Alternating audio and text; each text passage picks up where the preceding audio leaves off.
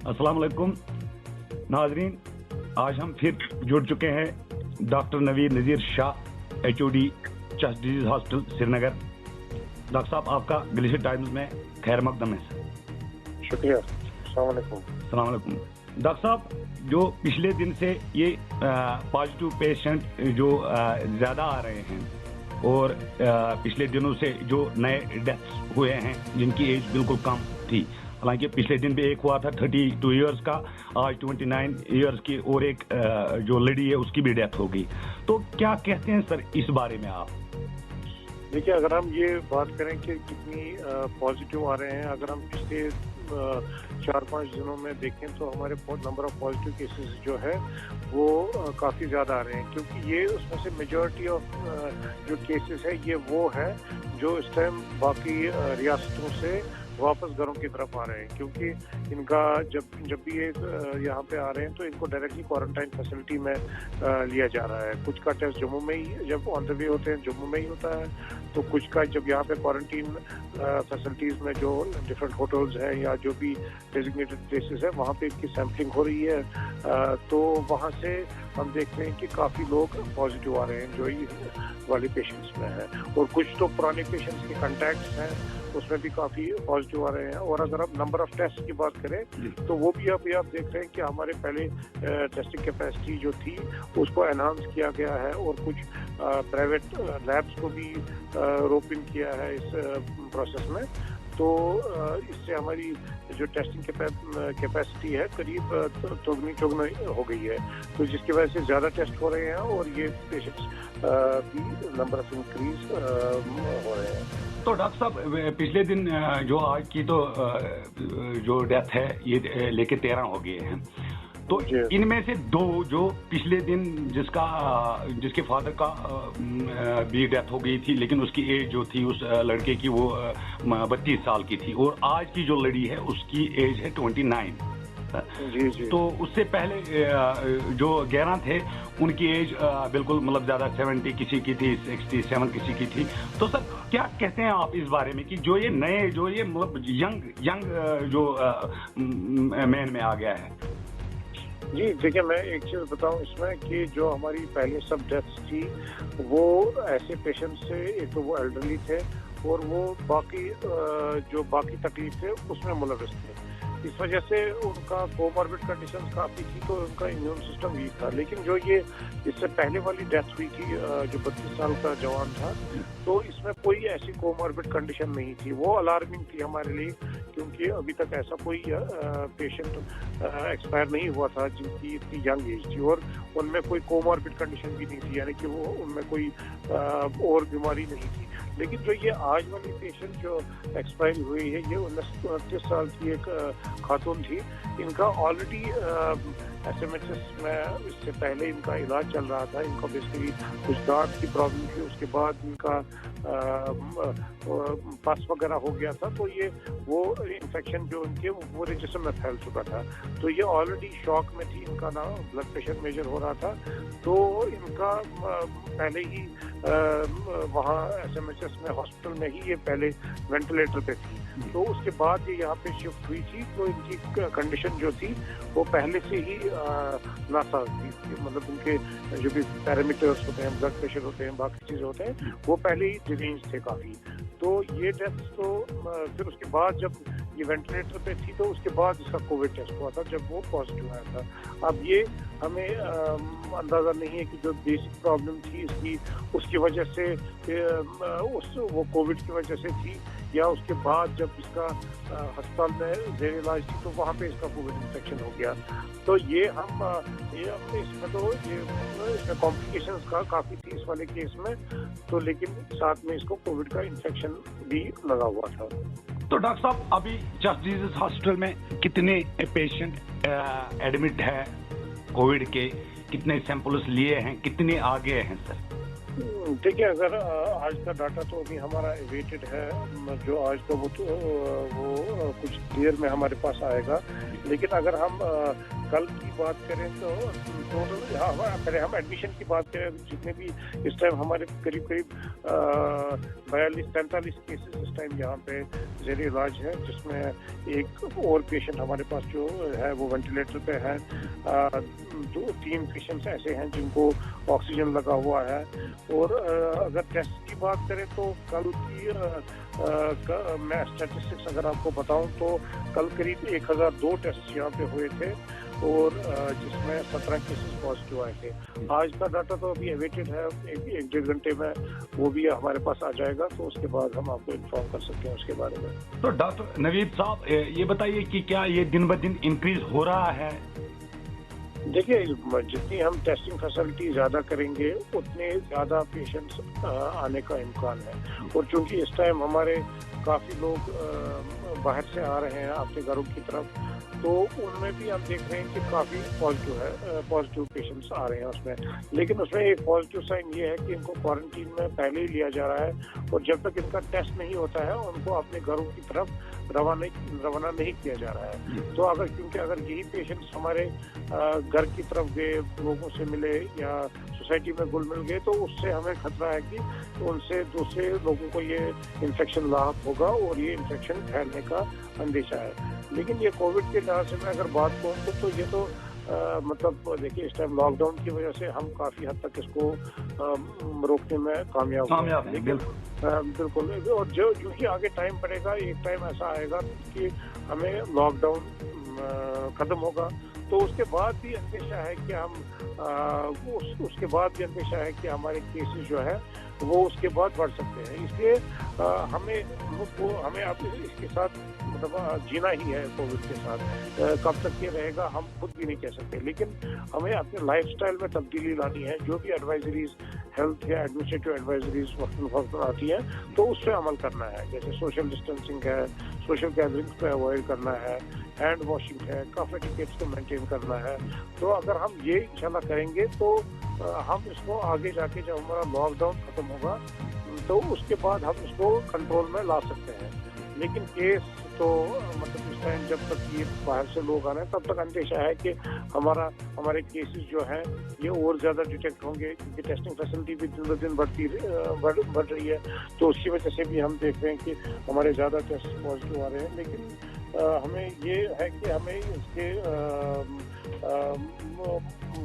इसके साथ जीना है और हमें अपने लाइफस्टाइल में तब्दीली लानी है और जो भी एडवाइजरीज आ रही है उस पर अमल करना है। तो डॉक्टर साहब, क्या हमारे हॉस्पिटलों में अगर लॉकडाउन यहाँ खोल दिया गया तो उससे आपने कहा कि इसके पेशेंट जो है वो मतलब ज़्यादा बढ़ेंगे, क्या हमारे हॉस्पिटलों में इतनी फैसिलिटीज है कि कल को हम इसका मुकाबला कर सकें? देखिए, आपने बहुत अच्छा सवाल पूछा।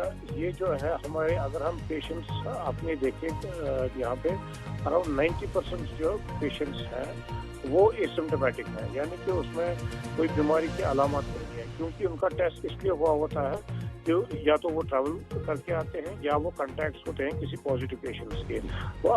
वरना अगर ऐसे पेशेंट्स जो है ये किसी हेल्थ केयर फैसिलिटी में नहीं जाएंगे अपना टेस्ट करवाने, तो इसलिए ये एक पॉजिटिव साइन है हमारे लिए। तो इस वजह से ऐसे पेशेंट्स जो है इनको अस्पतालों में एडमिट करने की ज़रूरत नहीं पड़ेगी, क्योंकि अगर आप इस टाइम भी देख रहे हैं हमारे एडमिनिस्ट्रेशन एक कोविड हेल्थ केयर सेंटर्स बना रहे हैं जहाँ पे ऐसे पेशेंट्स को रखा जाएगा जो बिल्कुल एसिम्प्टोमेटिक होंगे। अगर वो पॉजिटिव भी हुए, एसिम्प्टोमेटिक होंगे, तो उससे जो हमारे हॉस्पिटल्स जो है उन पर लोड जो है ये पेशेंट्स का वो कम होगा और हॉस्पिटल्स में उन्हीं पेशेंट्स को एडमिट किया जाएगा जिनको सच में अस्पताल की जरूरत है, यानी कि मॉडरेट सीवियर केसेस जो सिम्टोमेटिक हैं उनको फिर अस्पतालों में रखा जाएगा और जो एसिम्टोमेटिक हैं या माइल्डली सिम्टोमेटिक है उनको हम या तो ऐसे कोविड केयर सेंटर्स में रखेंगे तो या तो उनको होम क्वारंटाइन भी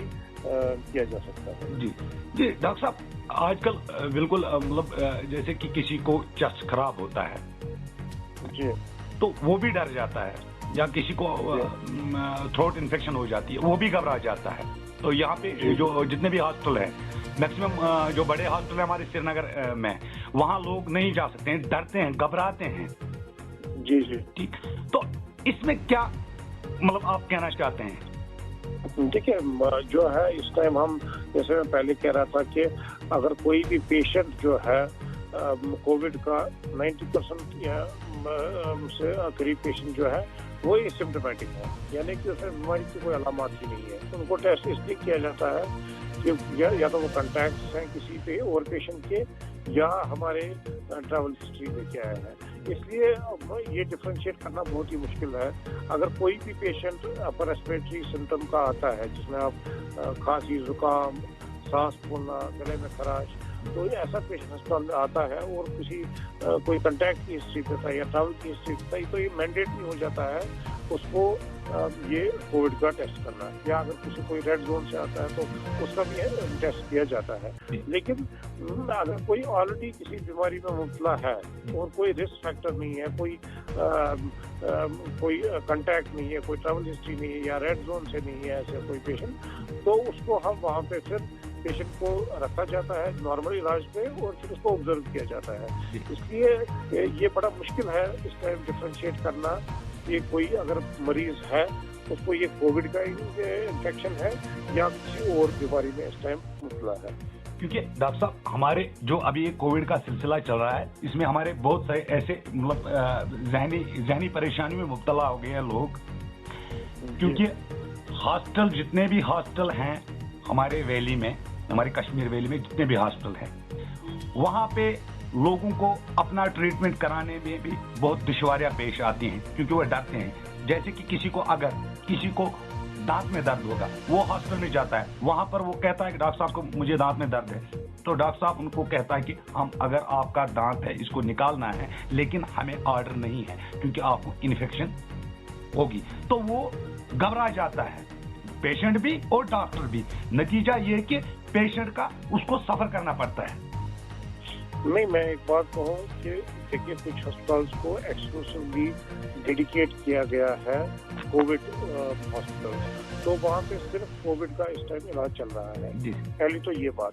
लेकिन बाकी जो भी अस्पताल है उन्होंने इमरजेंसीज जो भी वहाँ पे प्रोसीजर्स हैं उसके लिए हर कोई इंतजाम रखता है। अगर एडमिनिस्ट्रेशन के लिहाज से देखें या पर्सनली भी डॉक्टर साहिबान ने अपने फ़ोन नंबर्स, अपने व्हाट्सएप नंबर्स, सोशल नेटवर्किंग के थ्रू या थ्रू द हॉस्पिटल, अगर हम अपने हॉस्पिटल की बात करें या हमारे health and medical education department से भी एक रोस्टर निकलता है जिसमें एक मखसूस डॉक्टर, कंसल्टेंट डॉक्टर 24 घंटे ऑनलाइन अवेलेबल रहता है। तो अगर किसी भी पेशेंट को उस टाइम ऐसी प्रॉब्लम कोई होती है तो उसको वो राब्ता करता है इसी फ़ोन नंबर पे। अगर डॉक्टर साहब को मुनासिब लगे तो वो उसको उसी टाइम ट्रीटमेंट एडवाइस करते हैं। अगर ऐसा उसको डॉक्टर साहब को लगे कि उसको नहीं हेल्थ केयर फैसिलिटी में जाने की ज़रूरत है तो वो इसको एडवाइस करते हैं कि नहीं जी, आप हेल्थ केयर फैसिलिटी में जाइए, वहाँ पे अपना मुलाजा कराइए। और अगर वहाँ पे उसको लगता है कि इनको ऐसी जगह टर्शरी केयर या सेकेंडरी हेल्थ केयर में जाने की ज़रूरत है तो उसको फिर वहाँ पे हम भेज देते हैं। इसलिए इलाज कहीं पे डिनाई नहीं होता है। हाँ, लेकिन इस टाइम लोगों से भी हमने इल्तिजा की है कि अगर कोई इमरजेंसी है तभी वो हॉस्पिटल की तरफ आए, वरना अगर कोई माइल्ड बीमारी है तो अगर डॉक्टर साहिबान से फ़ोन पे ही राब्ता हो तो वो ज़्यादा बेहतर है। तो अगर उनको लगी डॉक्टर साहबों को कि नहीं जी, इनको अस्पताल में आने की ज़रूरत है, तो तभी वो अस्पताल का रुख करें। डॉक्टर साहब, एक आखिरी सवाल, लेकिन एक अहम सवाल है ये जी। कोई लेडीज, प्रेग्नेंट लेडीज या उसको टेस्ट पॉजिटिव आया है तो लेकिन यहाँ से उसका बच्चा दूध भी पी रहा है, क्या उसको उस समय में दूध पिला सकती है? क्योंकि उसकी जी देखिए, एहतियात तो करना है। अगर क्योंकि ये बीमारी जो है ये सिर्फ ट्रांसमिट होती है फोमाइट से, खांसी से, स्नीजिंग से, रेस्पिरेटरी ड्रॉपलेट्स जब निकलते हैं तो उसी से ट्रांसमिट होती है। जितना बच्चा अपनी, अगर कोई माँ पॉजिटिव है, अगर जितना बच्चा उसके क्लोज रहे तो उतना चांस है कि वो इन्फेक्शन ट्रांसमिट हो सकता है। लेकिन अगर बच्चा इतना छोटा है कि उसको माँ के दूध की ही जरूरत है और कुछ नहीं कर सकते, तो अगर वो प्रॉपर प्रिकॉशंस ले, मास्क पहने और जो भी काफी टिकट्स है या सैनिटाइजर का यूज है, हाथ हैंड वॉशिंग का एहतमाम करें और उसके बाद अपने बच्चे को फीड करें। बच्चे को फीड करने से या उसके दूध से कोई खतरा नहीं है ये इन्फेक्शन ट्रांसमिट होने का। जी। तो ऐसा कोई मेडिकल एविडेंस हमारे पास नहीं है अवेलेबल जिसमें ये देखा गया है कि लैक्टेशन से ये कोविड ट्रांसमिट हो सकता है।